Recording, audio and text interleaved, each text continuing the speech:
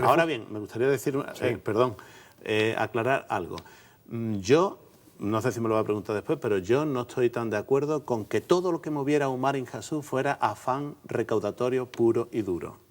Porque yo creo que una persona como Umar Injasú, que desde que es jovencito hasta que muere con cerca de 70 años, se mantiene en liza, con un apoyo de miles de seguidores, con un apoyo de gente que están con él hasta las últimas, yo creo que no solamente les va a guiar el miedo o el miedo al poder o a la amenaza del que manda.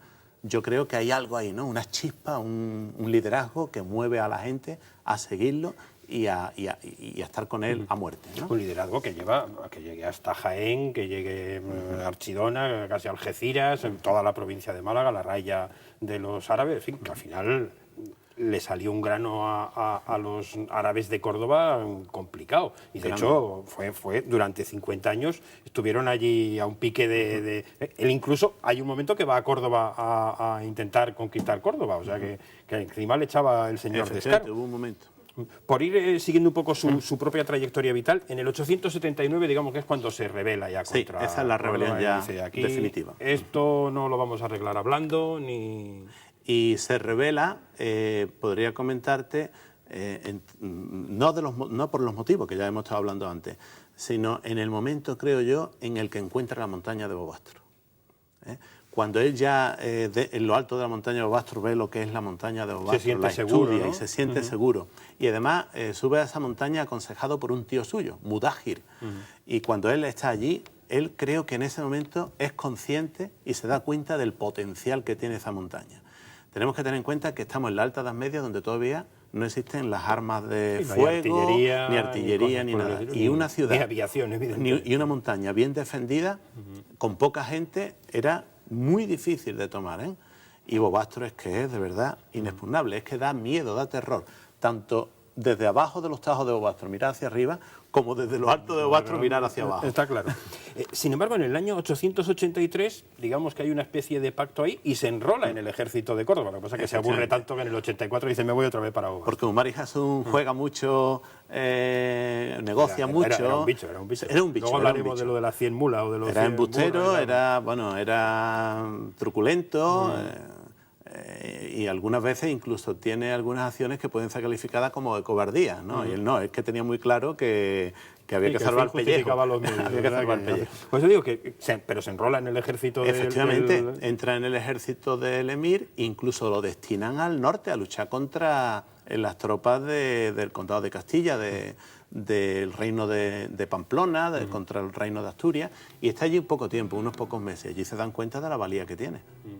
Y una vez que regresa a Córdoba, como es tan altanero y es tan orgulloso, digamos, pues tiene allí una trifulca con uno de los generales del emir, y entonces coge y huye de Córdoba y dice, yo me voy para Bobastro, que prefiero ser, digamos, no sé si está bien dicha la comparación, pero sí, cabeza de león antes que... cola de esas cosas, sí. Entre los años 85 y 86 hay un montón de escaramuzas. En el año 86, de hecho, muere Muhammad I, que era el emir de Córdoba, le sustituye al Mundir y Umar Injasú ya extiende la rebelión prácticamente, ya digo, pues a Jaén, a los campos de Granada, a Lama de Granada, y por aquí, por la provincia de Málaga, pues no sé hasta dónde llega, casi hasta Almería. Por la provincia de Granada, sí, casi hasta Almería, hasta Pechina, que, hombre, no lo dominó, pero la gente de Pechina eran aliados de él. Pero sí, porque él establece alianzas con algunos efectivamente, señores, pero no se trata de conquistas militares, sino que se trata de gente que se le agrega.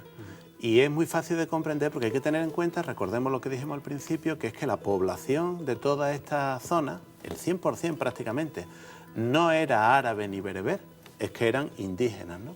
Y como los indígenas se sentían maltratados por el poder, por la aristocracia árabe, pues entonces ¿no?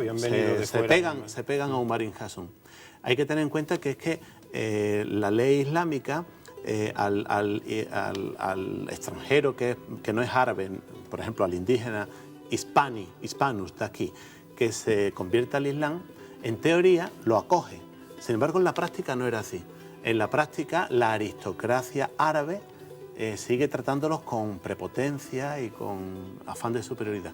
Y llega un momento en que esta situación explota y es cuando se rebelan tanto los muladíes al principio, es decir, los indígenas convertidos al Islam, que se sienten maltratados y menospreciados, como al final también los que se habían cristianos. mantenido fieles al cristianismo. El cristianismo, que son los que al final llevan el peso de la rebelión, los cristianos, al final. En el año 888, Al-Mundir, que ya era el emir de Córdoba, ataca Bobastro, reconquista Archidona, y ahí hay unas historias estupendas, como la historia esa del cerdo y el perro del tío que se puso el chulo allí en Archidona y dijo, Archidona no lo conquistáis, si lo conquistáis me crucificáis entre un cerdo y un perro, que era lo peor. Lo peor para ellos. Y al final lo hicieron. Aishun, ese era un alcaide de Archidona, puesto por Umar y Jasún, muy fanfarrón como Umar y Jasún, al final lo pillan y lo crucifican vivo allí en Córdoba entre un cerdo y un perro.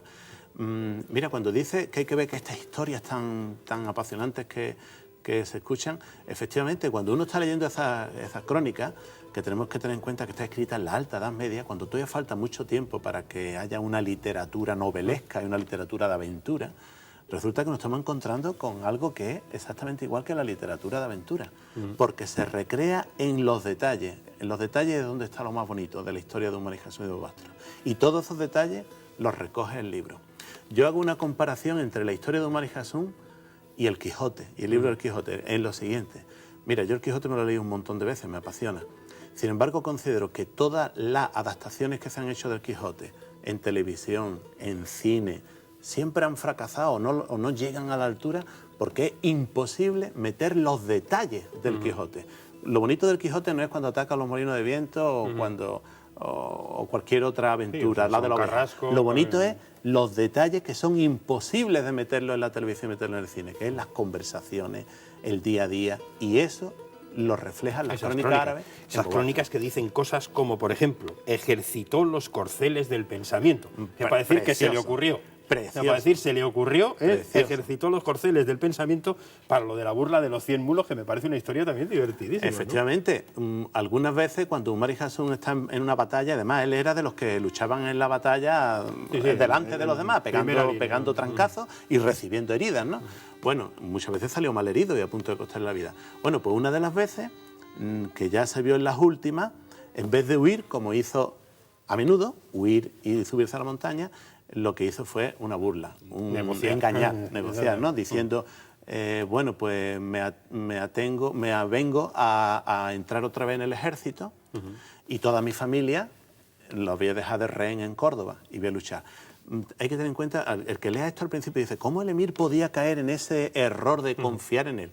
Porque la administración musulmana necesitaba perentoriamente estos buenos soldados y buenos capitanes, porque los necesitaba. Y Umar en Jasún era... Sí, atraerse los hacía así, era una peri tan dulce, ¿no?